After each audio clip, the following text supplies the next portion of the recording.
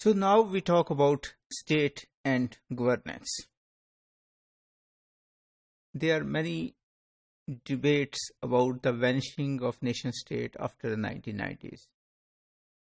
Many scholars thought that now that Soviet Union has gone and neoliberals have won, there will not be state will gradually vanish. There will be supranational bodies like European Union or NAFTA or other ASEAN. So all these bodies will gradually take over the functions.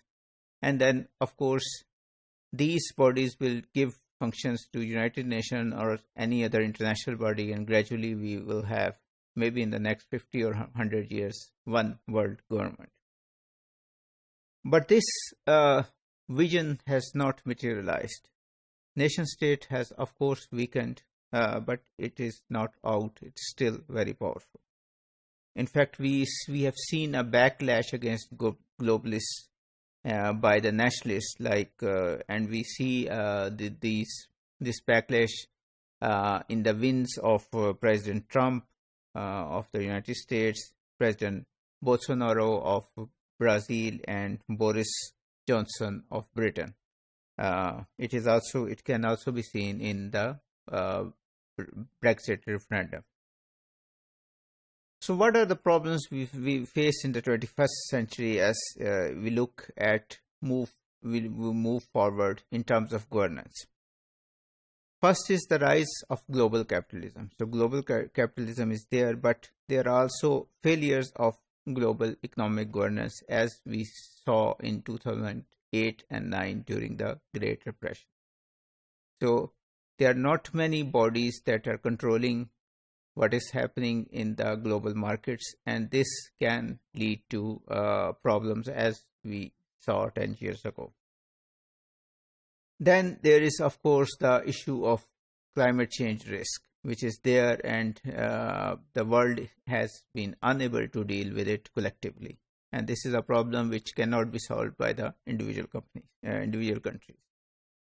Then there's the growth of identity politics. As globalization has increased, a lot of people have suffered because of globalization, and they have returned to their identity politics. And you can see these identity politics in terms that, America first and Britain first and India first, that rather than looking at humanity as a whole, people are more concerned about their own religion, about their own country, about their own state.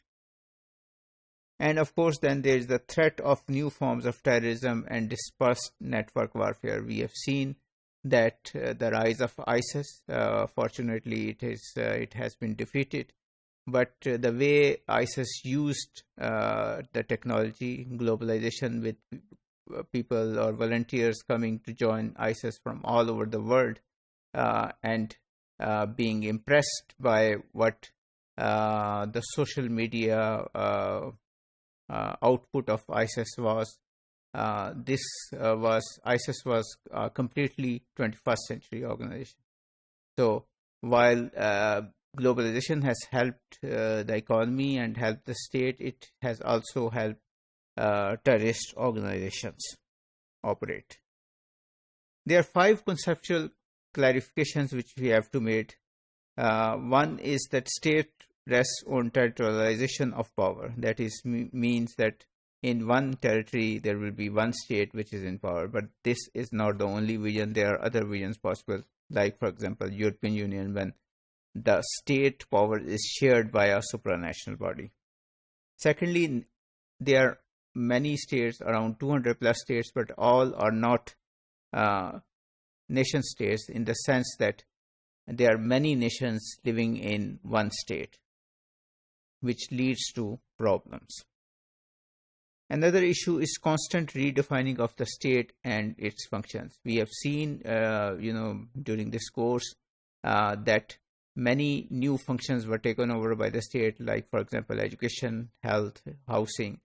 And then, of course, this idea was rejected or diluted after the 1990s, when unemployment insurance was decreased, and then housing was not considered a right, and this was returned to private sector. So all these, so the functions that states took over were different, and different states were deciding themselves what type of functions they want to do. And of course, all states are not equal. They are the great powers like US, China, and other countries, and then there are other middle rank countries like India and Britain and France and Pakistan, and then there are other countries which are much smaller, and they don't have much power in the international arena.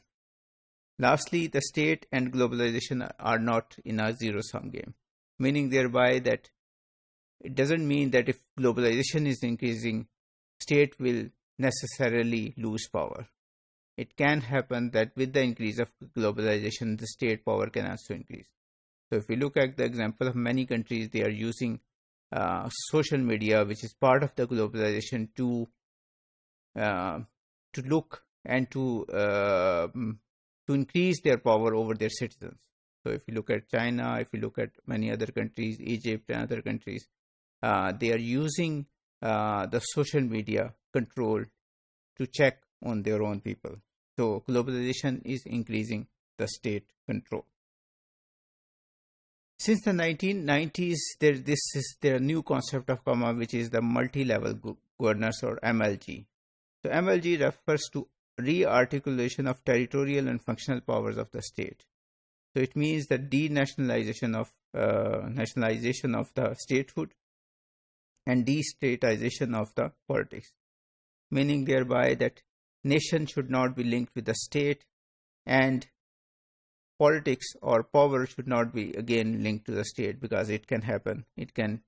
Decisions can be made above or below state.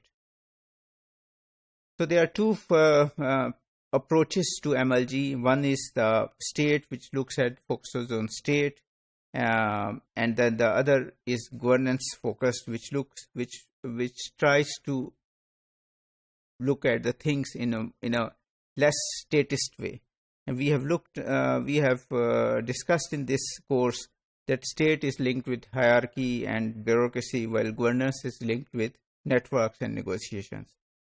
So this means that MLG is that we are moving away from state, and we are moving toward bodies, private bodies or international bodies that are ruling or making decisions regarding the lives of the people. So governance is not always linked with the state. The development of MLG means that there is a rise of tangled hierarchies, so not hierarchies but tangled hierarchies, and complex interdependence. And if you look at the EU, it's not a state, so it is a mixture of interdependent decision making fora. So there are hundreds of different fora there that are debating and discussing issues, and then their decision is made in a collective way. And there are networks of state bodies, and then there's the private bodies, and then there's this civil society and business, and all come together to decide on issues. So the struggle between local, national, and international is unending. So this reorganization of the state is ongoing, and we don't know which way it's going to go. But we can see that globalization, technology, and capitalization has upended the world, which was dominated by states in the 20th century.